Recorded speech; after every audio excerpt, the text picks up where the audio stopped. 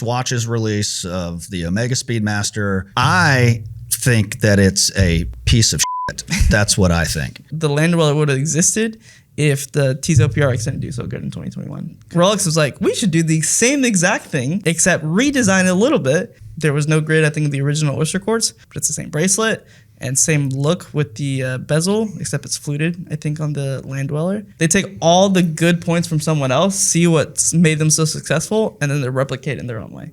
It's silly for somebody to argue or to make fun of the Land Dweller when the TRX, to me, looks like it borrowed from the oyster quartz. Like, there's nothing better about the Tissot. It's priced better, but yeah, because it's a much cheaper watch.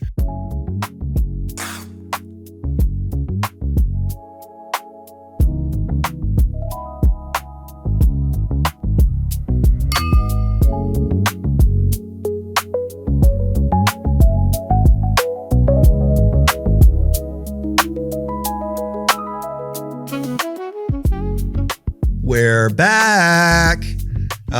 Listen, we've been away from Between the Lugs for a while, but we are starting our podcast up again. I am joined with my buddy Felix, my right-hand man. Yeah, what's up? Oh, right-hand man. Yeah. How you feeling? I feel like shit right now. Wow. But, I'm happy. We're happy to be back shooting Between the Lugs, whatever episode we're on now. Yeah, I'm not quite sure how I need to get this mic. If I'm, I want to be able to turn and look at you. Yeah. See your, handsome face. Well, anyways, yeah, we're happy to be back on. It's been a long time. We've been doing this not quite Between the Lugs for a long time. I think it's been like 6 or 9 months now. It's been a while. I think it's easily been 6 months. Yeah. So listen, we're going to do it in a slightly different format. It's going to be very familiar, but we're going to bang through some topics, right? We're going to discuss watches we disagree on. Ooh, that should be fun. That'll be fun. We're going to do industry news, so just some things that have happened here recently. We're going to do a member Q&A, so we'll answer some questions that have been thrown out at us. And then the fun part is we'll do an after hours. So just for members only, we will go over some topics that they're interested in. If you don't know what after hours is, you get access to it through our paid membership. And that's where we can speak freely. We don't have to worry about cussing, although we do cuss on here too, but we can drop as many F-bombs as we want. Or other words. And we can get into some nitty gritty that maybe we want to hold back from. So it gets interesting over there. Yeah. So join us over on thewatchbros.com. Become a member. Get some exclusive insider stuff that you just don't get to get on this channel or our main channel. But for now, long time no see. Let's do a wrist check. Yeah, let's do a wrist check, what do bro. You have? What am I wearing? I am wearing my beautiful 5230p Patek World Time. And it's a platinum case. It's got a beautiful guilloche dial, blue. I can tell you what time it is in the world, no matter where you are. Mm-hmm. Well, that's a beautiful watch. I think that was a good acquirement for you. I actually really like this watch compared to a lot of other watches that you bought. I have a new strap, a custom strap coming. For this one? Yeah, I was hoping it was going to come in before we recorded this segment, but it hasn't arrived. Well, that's okay. They can expect it later. Yeah, absolutely. Or maybe, if you join our membership site, we'll put it in our DMs on Instagram. There you go. Okay, well, for me, I'm wearing the Seiko 10 Quartz Chariot, whatever.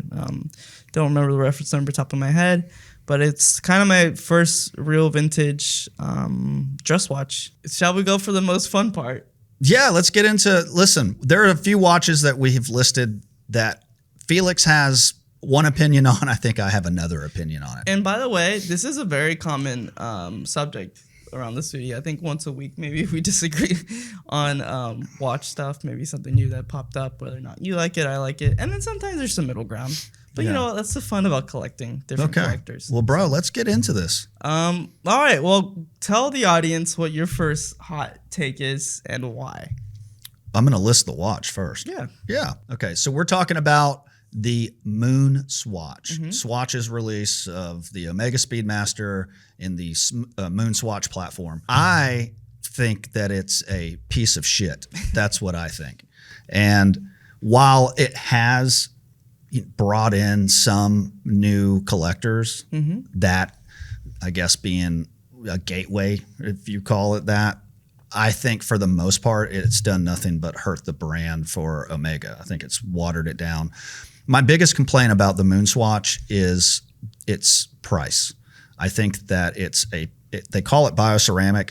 Honestly, bro, it's just a plastic watch. In fact, Michael broke his recently when he got pissed off trying to do a strap change. And it's just plastic. I mean, the pieces are just plastic pieces. So bioceramic, my ass, marketing term. For what the watch is, I would be probably more inclined to get behind it if it was like $125. Because I honestly believe that's probably what it's worth. At $260, I think, is retail. I can't get behind that. Yeah. Or the other side of that is if they had made it in a legitimate, better material, still could have been a cheaper material, but a better material. And if they allowed the case back to have legitimately been opened, I think you could have charged the $260 or $300 range and it would have been worth it. Sure. Better strap also. That strap is just gross that it comes on. Okay. These are all fair points. Yeah. Is that all of them? I mean, that's all I'm going to hold on to right now. Okay. Yeah. Well, here's my direct perspective. I do pseudo agree with you. The $260 price point can be a little bit of a stretch for what you're getting from that watch. You're not getting an automatic movement. You're getting arguably a plastic case. You're getting that nasty Velcro strap, which I will die in that hill every day. I think everyone agrees that strap is an abomination. I don't know why they threw it on every single watch, even the other variations. Yeah, why not give an upgraded strap option or something? Yeah. Now, here's where I differ. I think the price point makes a little bit of sense because of the fact that it's a collaboration. There has to be two splits of the profit for that watch towards Swatch and towards Omega. And I also think that if it was such a big jump, it wouldn't have done as good as it did. But I think a lot of eyes were on it and a lot of young people. It was cool. And I think young people, not to call us dumb, but we do like You just called them dumb. We do like to buy stuff that doesn't make sense a lot of times. And I would almost rather put $260, even at retail or secondary, or on sale, whatever, towards a thing that I'm actually going to use, if I'm going to actually use it, which is the case for a lot of these watch collectors, and also inspire me to put that into something else. Because this was, generally speaking, the first watch for a lot of people, and also a lot of people even know about Omega or the Speedmaster who bought this watch. And so there's I think for the refined collector, this was not a watch for you. This was for the people, and the price point reflects that. This is for the people who either don't care about watches, didn't know about watches, and needed something that was different. Because it's funky, it's fun. I think all the different planet variations give you different color access, different colorways. The one that I love the most, by the way, is the one that I own. The Earth phase, I think, is so unique because that complication. Earth phase. It's so unique. You don't see that complication literally on anything. I don't think I've ever seen that complication on a watch in general. So it is. Yeah. Well, I don't agree that you get a lot for what it is. I think you get a bunch of marketing BS. And I also think that you could buy something else in that price range and it would be a much better watch. And but you know, I don't, to me, it just feels like a dirty money grab. And I just don't like that. So I am hateful on this watch. Sure. And my last point to everything too is a lot of people's complaint is the strap and the case. You can change both for that for still under $400 on that watch. And you still get a pretty decent quartz chronograph that you can't get from anywhere else. If it doesn't break when you're trying to do that. If it doesn't break, you're right. That is a possibility, as we see from Michael. I know. If we have that photo, we'll throw it up. Yeah. All right. What's our next watch, Felix? I think the second watch is going to be the Tissot PRX. Yeah. So you want to start off with your points? I'll kind of go from there. So I actually own this watch. When it dropped, I bought this watch. I thought that it was really cool. I thought the price was great. Man, what was the price when I bought it? It was like $600.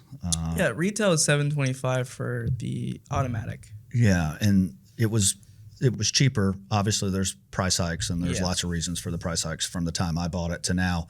But I thought it was cool. Here's my rub with the Tissot PRX. Is somehow this thing has become a much bigger and perceived as a more important watch than it is.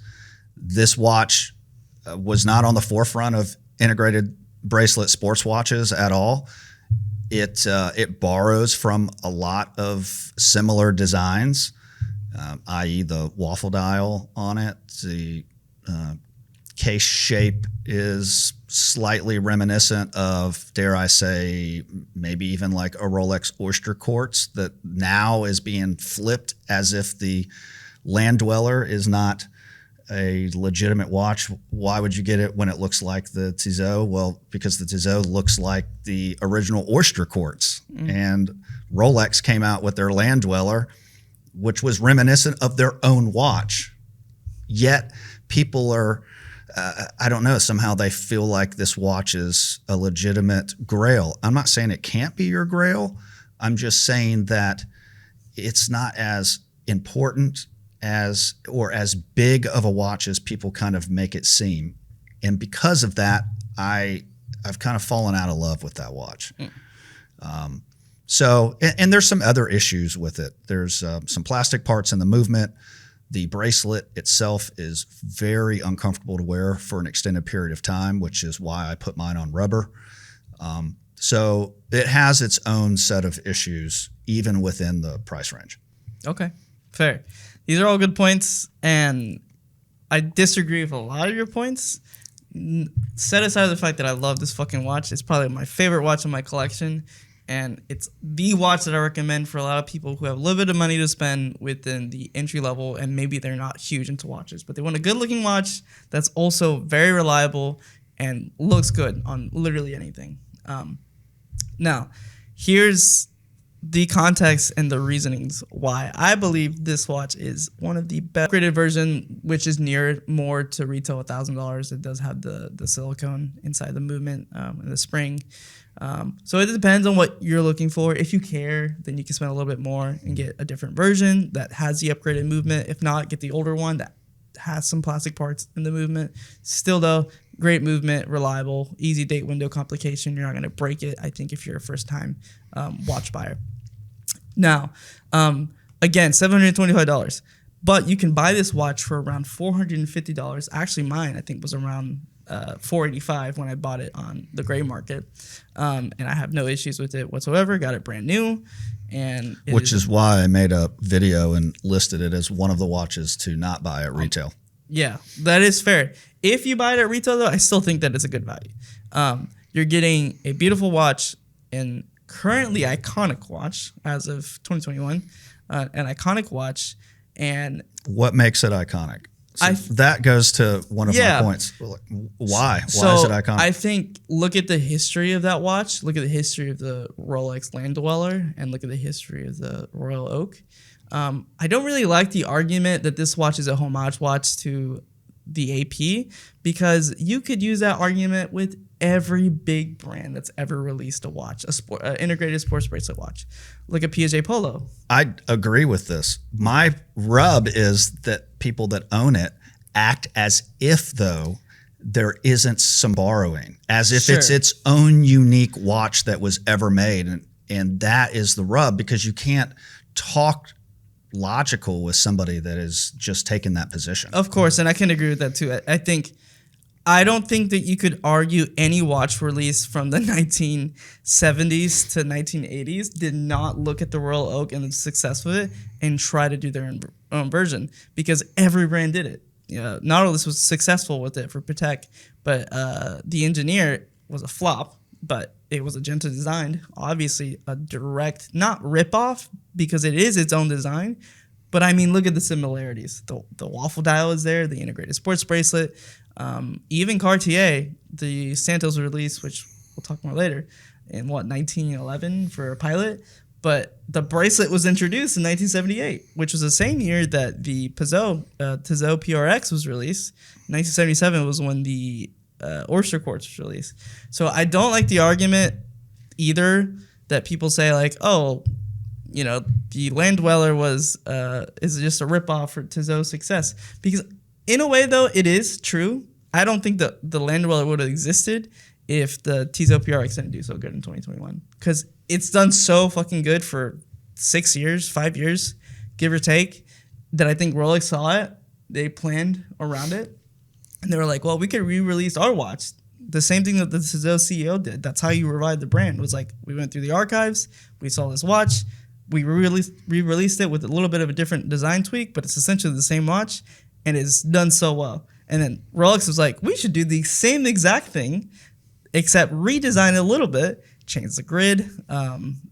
There was no grid, I think, in the original Oyster Quartz, but it's the same bracelet and same look with the bezel, except it's fluted, I think, on the Land Dweller.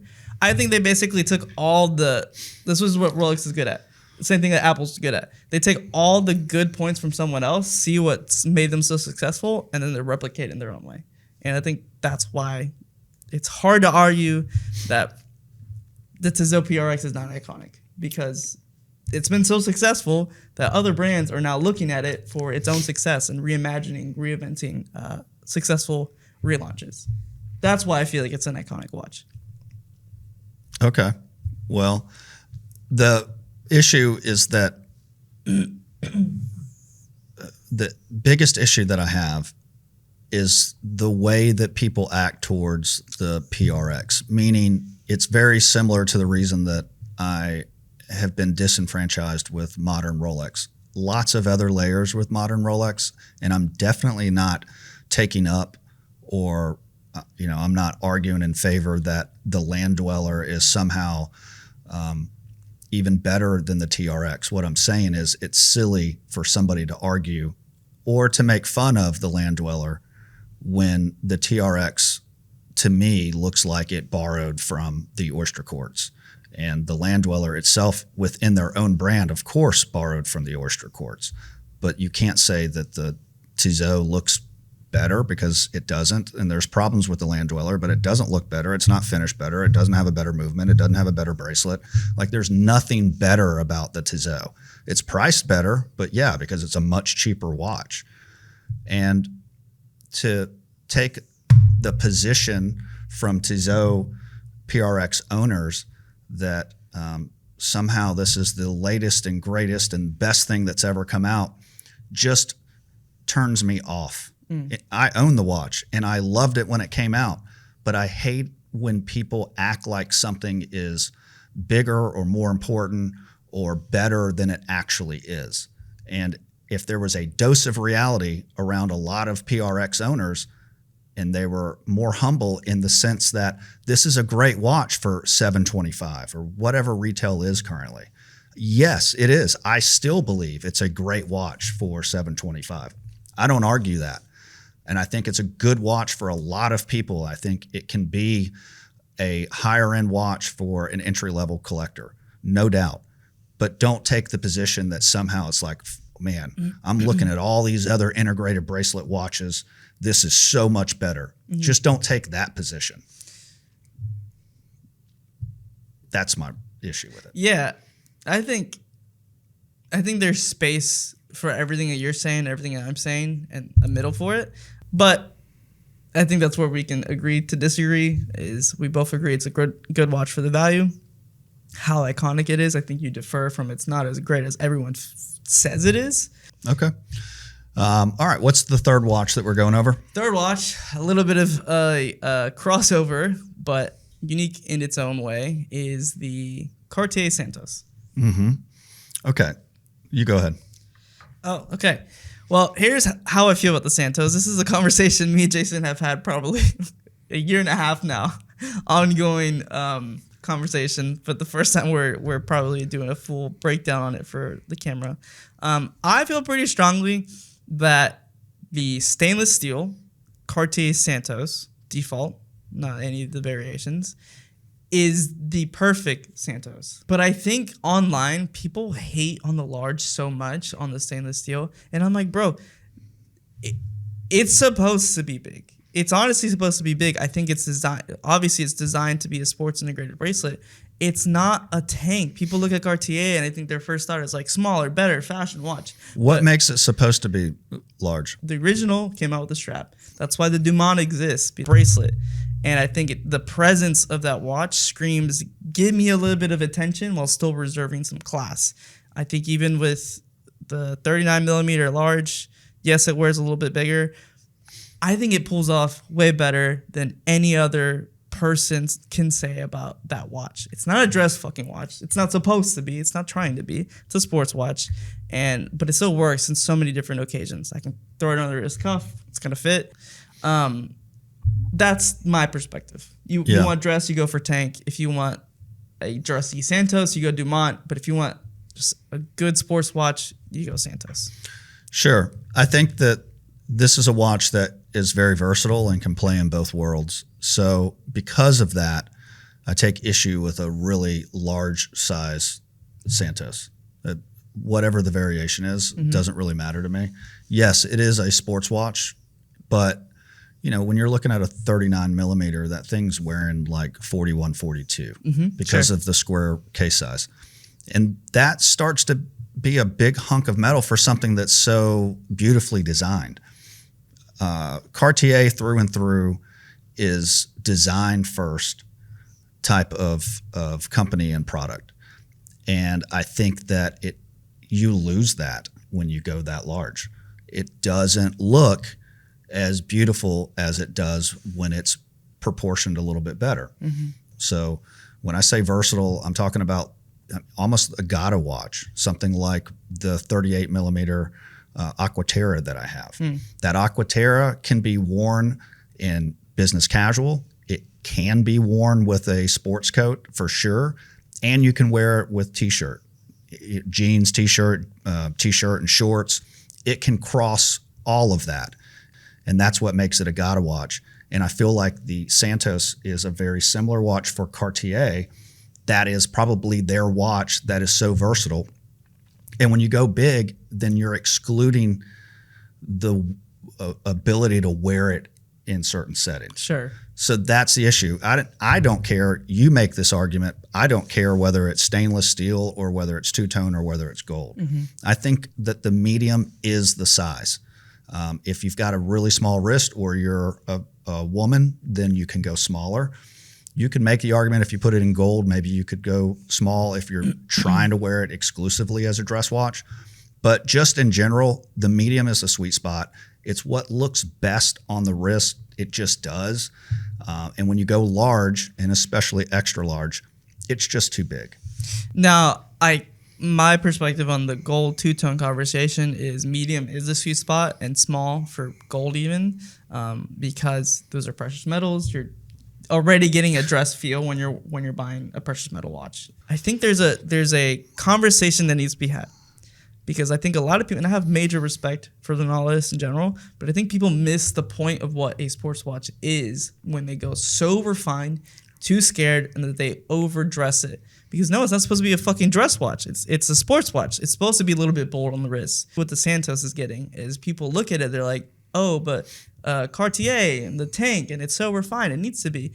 No, because that watch specifically is probably one of the only watches in their whole lineup that needs to be like big and bold on the wrist. Get some presence when you see it. I would say they need to redesign it for that. What do you mean? It just needs a more aggressive design if you're going to go with big and bold. But that's like the juxtaposition of that watch. It's a beautifully designed watch worn so big on the wrist, which takes away the beauty of the watch. But it's almost like the design. I disagree, and I think that's what fashion says too. Like if you look at general fashion, like why would you ever pair really baggy loose pants with a really nice refined like upper, right? But it's like the beauty of it is that difference, the similarity, the polarity of that outfit. I think the watch does the same thing. It's like the Royal Oak is almost like the unrefined sports watch. Nautilus, very refined. Here's your middle. You know, you have a classy looking dial with this beautiful like elegance to it. yet the case shape and the bracelet itself screams rugged. Like it's like an engineer's watch, not to mention the actual IWC engineer. But I think that's why it's so beautiful, and that's why I think it needs to be large. It needs to have that presence. Yeah. That's how I feel about it. Yeah. Well, it's always going to be ugly, but there you go. All right. Let us know how you feel. Where are we going next? Please let us know how you feel. Yeah, I'd be interested to hear your guys' perspectives on it. Let's talk about news. Let's talk about news. Yeah, there's been a couple watch releases that's been happening. There's been some fun stuff. Yeah, so we're just going to very quickly kind of spitball it, give our quick takes about it, and move on. Yeah. So Mido just released their Multifort 8-1 crown. Yes. I know you love this watch. Now, the reason why I love this watch, is this a watch I'm going to buy? No. Would I? Yes. The reason why? I have a Tissot PRX. You know, and this I think is almost Mido's. Like I said, I think a lot of brands are looking at it, and this is Mido's competitive spirit, saying, "Hey, we can make a nice watch." Mido has iconic legacy, and it looks pretty good. So this version is better than what they released last year, which was the 2-crown version. Yeah, nasty, by the way. I like this better. Not a huge fan of the watch, honestly. Overall, to me, it looks like a Zenith Defy. Or like they borrowed a lot from the Zenith Defy. It just aesthetically isn't quite my taste. But I do think that it's a decent watch, and I think that it's priced pretty appropriately. Do you know what the price is? Yeah, it's around, I think, $1,025. Yeah. So I mean, listen, that's and it's that's right. It's 38 millimeters or 38.4 millimeters. Yeah. So I think it's a good size. I would love to see it in the metal. I haven't seen it in the metal yet because they just released it.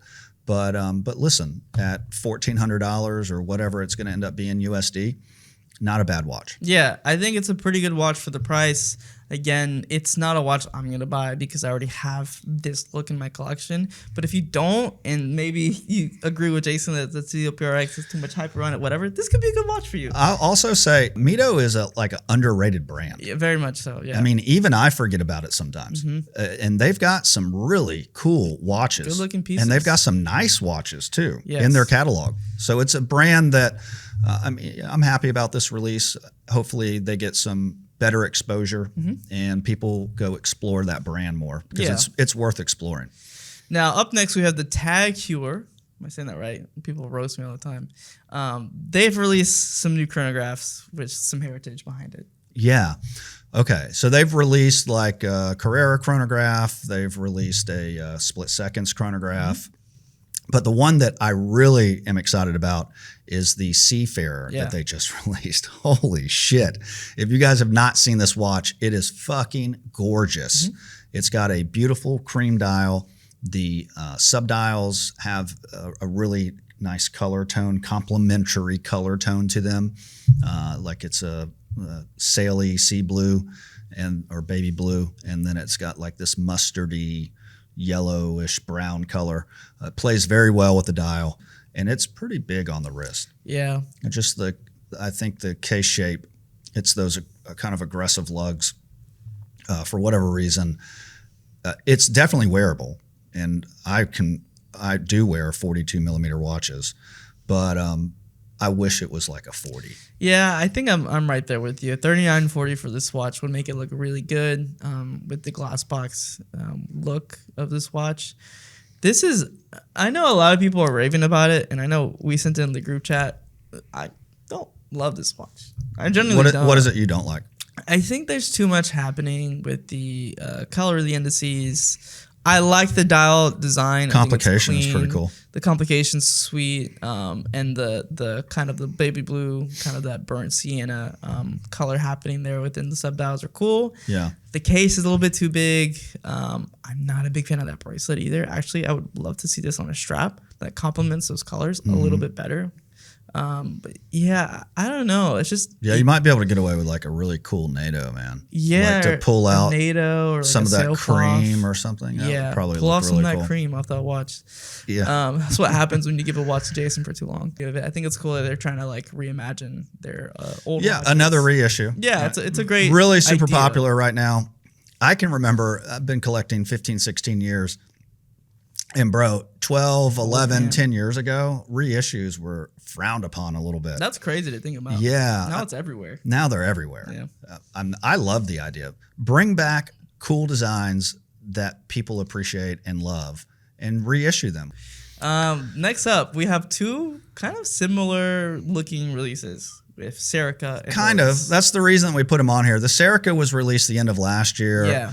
Oris has just dropped theirs. Yeah, but like last month. yeah, we have the Serica Tuxedo, the 6190 Tuxedo. And then we have the Oris. It's Bullseye. the pointer big date. Yeah, so or it big has crown. their classic design that a lot of people love with the big crown pointer date, but with this cool little target look. Mm-hmm. You know? So I am a massive. If you guys are sleeping on Serica, go check that brand out. I swear to God, they're an amazing group of people. Jason over there. is not paid, by the way. He's genuinely this enthusiastic. No, man. I just cannot get over their whole ethos and how much time and care they spend in their design. So I love this watch. But if you were to ask me what of the two would I spend my money on, it may be the Oris. And Interesting. the reason is Oris made my list on a video that I did last year on if you could only have one watch. Mm-hmm. This couldn't necessarily fill that spot because of the type of dial that it is. But man, they make a really good product, and that is a handsome looking watch. Sure. So I'm a big fan of the Oris, big crown, any of the style, the coined bezel that they've got, and it's a really cool way to express this complication with that pointer. So, anyways, I like both these watches. I was super excited to see both come out. Yeah, I think these are both pretty good releases on both ends of the brands here. I think the Serica I love the most out of the two, to be honest. Mm-hmm. Not just because of the price point, but because it's a pretty good looking watch. I do have some disdain with the type of colors chosen for this watch. You're not big on the creamy color. Yeah, right? I don't like the little, not even off. It's like a beige that's in the dial. I understand why they did it. I would have preferred maybe a true tuxedo, like a white, like a neutral white instead. And maybe Kind of make what Oris did. Yeah, maybe make the indices black. But I can appreciate this watch a lot. Actually, I would prefer this watch over the Oris, just because I think this is a cleaner design, and I could wear this. It is with definitely everything. a cleaner design. Yeah. One thing that Serica does really well is like with their tool watches, you put this thing on a really good strap. It's a dress watch all day. Yeah, it's a tool watch. It's still a field watch, but it looks so refined and so well done with the polish and the edges and the design of that case. It just looks good on everything. Shout out to Serica and Oris both for doing some really cool stuff with the watches. Okay, now we move into our last segment, I believe, where we had some members ask us some questions over at thewatchpress.com. Yep, member Q&A. We're just going to answer. We're going to answer them. I love it. So the first questions that we got from our good friend Brent was, what watches to buy, new versus pre-owned? Yeah. I'll have I think a pretty short and sweet answer. Let's break this up into two segments. One is, are you afraid or scared to buy anything pre-owned? If you are, then you don't even need to consider it. Mm-hmm. You just need to buy retail and understand when you buy retail that you're going to take a hit on the back end if you ever try to sell it. Yes. Period. The end. I'm in. But if you're not afraid to buy pre-owned, then you need to do a little bit of research, look at what the watch is that you want to buy, what it is selling for, and decide is it better to buy it at retail or is it better to buy it pre-owned, mm-hmm. right? Or when you say gray market, the true meaning of gray market is new just through an unauthorized dealer. Yeah. So you can also get a discount by buying gray. It doesn't necessarily have to be pre-owned. Sure. But usually you're going to lose the warranty mm-hmm. if you go that route. So for me, the way that I do it is I buy a lot of stuff on the secondary, pre-owned. I've bought gray. I'm very comfortable with that. I understand that the cost of the watch is, or the savings of the watch is worth it for me. If I end up having to have it serviced, usually I'm still going to be ahead. But also, if it's like a $50,000 watch, you might want to go ahead and buy that retail for peace of mind. Because if you do buy it on the secondary, there's a lot of other problems at that price point that you'll run into. You could potentially run into a fake. You could run into it being manipulated and not being 100% authentic. And you could, again, run into an issue where you are going to have a very expensive service if something's not quite right with that watch. But that's my short and sweet answer on when to buy new and when to buy pre-owned. Yeah, I think my quick suggestion in that is even in the lower market of your budget, it still applies kind of all across the board. I think if you're buying a new watch, like you said, expect you're not making your money back on almost anything that you buy, unless it's a Rolex or Patek. Yeah, that's a blanket statement. Yeah, there's tons of Pateks that don't hold value, and there's some Rolexes that don't. Tons of Rolexes. It's a myth that there's a lot Sure. of Rolexes. There's a handful of Rolexes that make sense. Now, I do feel like if you're buying something new, if you're buying a new watch in that under $1,000 or $2,000 category, you're probably well off buying it at retail because you're getting the service. Like I'm just thinking like my Studio Underdog. I would have rather bought that retail every day, all day, over saving a couple $100 buying it secondhand, even if it was in great condition, because I got the warranty. I got the direct to consumer, kind of experience. Yeah. And you had to use the warranty. Yeah, I had to use the warranty. Not even. Yeah, no shade after. on them at all, because we love them, and it happens. Yeah, it happens. And Especially the complications. that's the point of the risk that you take when you're buying it on the secondary. Yeah, and I would have been shook if I had to.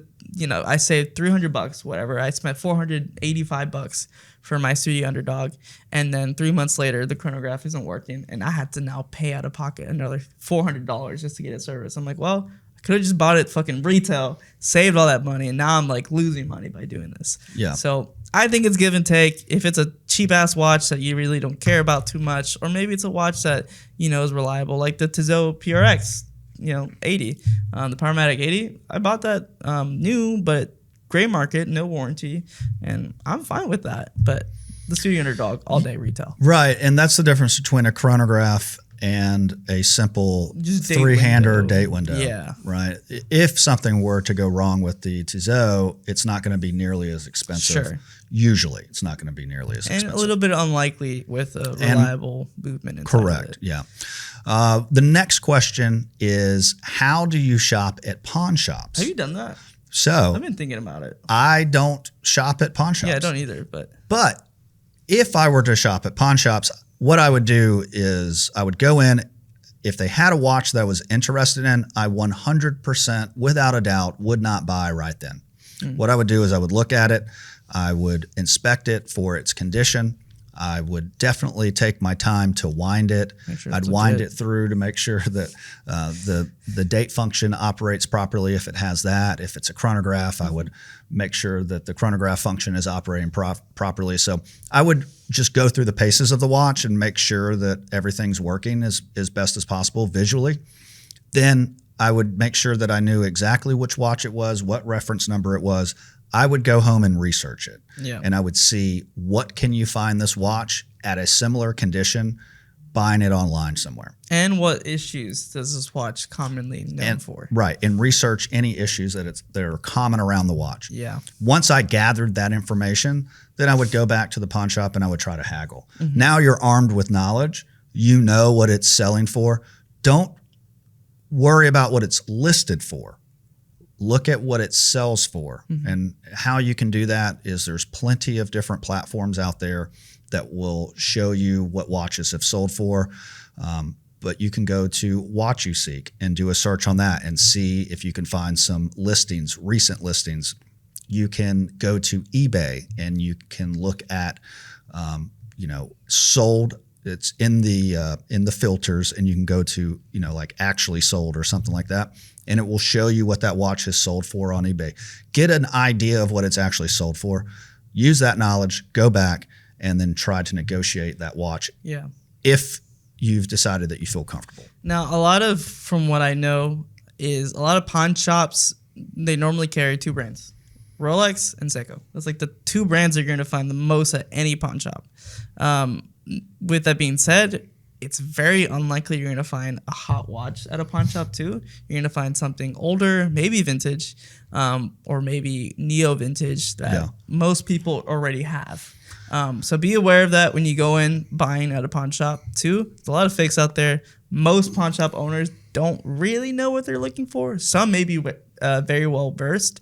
Some don't care. They'll buy a cheap, watch. Someone who's just trying to get rid of it. Maybe they just care about the gold on the actual Rolex, whatever. Make sure, like you said, movement's working. It's a good, reliable watch, and also you know what you're buying before you're buying. I think that you could probably find some good deals at a pawn shop potentially. I think so too. I have a friend of mine that is part owner of a pawn shop. He doesn't operate it. He just helped invest in it. It was like 3 or 4 guys that invested in it. One of them operates it.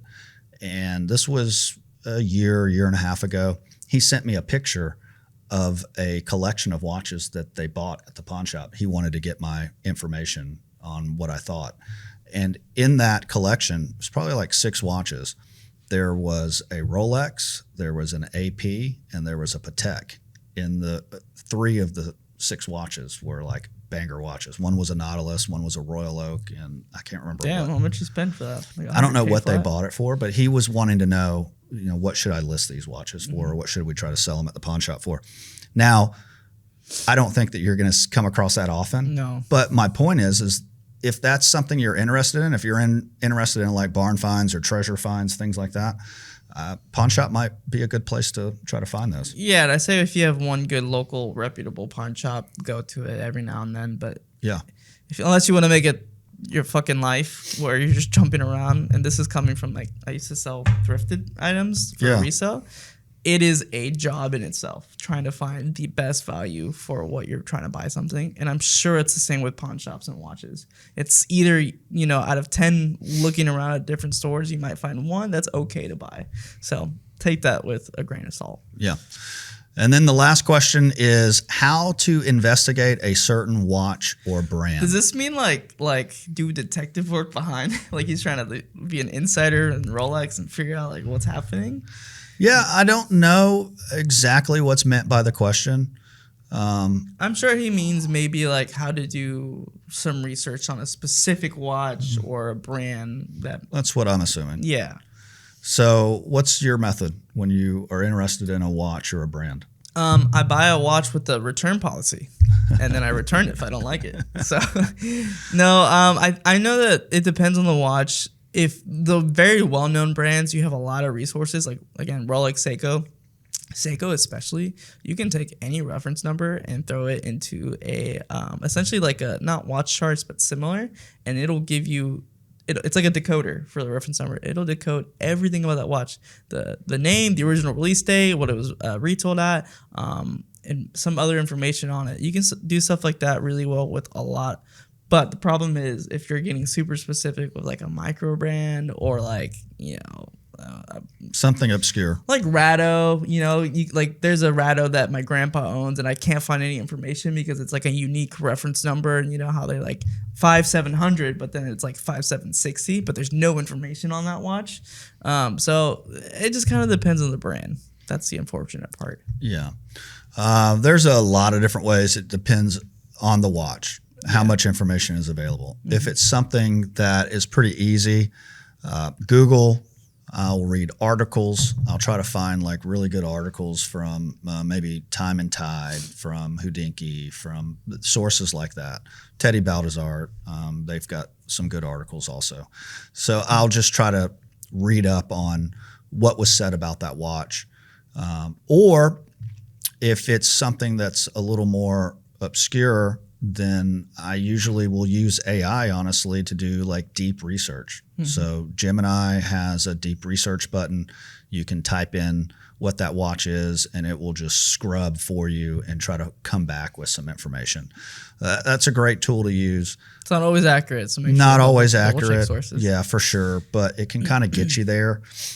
If you're talking about pricing, like investigate certain watch brands for around pricing, Watch Charts is my go-to platform. And they've got a free version and a paid version. The free version, I think you can do like 3 searches a month. So be very picky about what you're searching. But that'll give you sales information. That'll give you, like you were talking about, its release date, what its original retail price was, and kind of what it's trading for now. They have a lot of watches on that platform. But again, if it's obscure, they're not probably going to have it. But just the internet. I mean, that is what I use. I use forums, much like when I am trying to figure out pricing, like what should I buy something at. I'm doing the same thing when I'm investigating a brand or a watch. I'm going and doing forum searches. I'm doing some deep research AI searches. I'm going to Watch Charts. I'm just going to all of these places, reading articles. And it's the only way that I know, and it's what I've been doing for years now. Yeah, and I think there's a lot of different methods that are tried and true that are pretty reliable consistently. And then you're going to find that one watch that you really, really love that you can't find anywhere else. Especially, I think, vintage pieces, it's getting harder to try to find that specific model and the information around it because a lot of brands will just release a bunch of shit around that watch. Yeah. But I think nowadays, if there's anything modern that's been released, there's so much information on the internet that you'll be okay. So, all right. I guess we're about to get into some after hours. Yeah, so into the nitty gritty. Guys, if you don't know what happens over on thewatchpros.com, we segment the rest of the section for a little bit more of a fun, controversial hot take. We got some hot takes over there. Our after hours that's going to happen over on thewatchpros.com is going to be some stuff that our members have talked about. Yeah. One of them is, we'll do a little teaser. One of them is the Hublot Big Bang Unico a better movement than AP's offshore chronograph? Yeah, is it a better value? Or just technically. Yeah. And we're going to get into that. And if you are a member of ours, you'll get to watch it. And if you're not, sign up so that you can see what our thoughts are around that. Yeah. So thank you so much for watching this episode of Between the Lugs. Yeah. And go ahead and catch us over there in After Hours. We appreciate you guys so much. And what Jason likes to say, we'll see you. We're happy to be back. I love my job.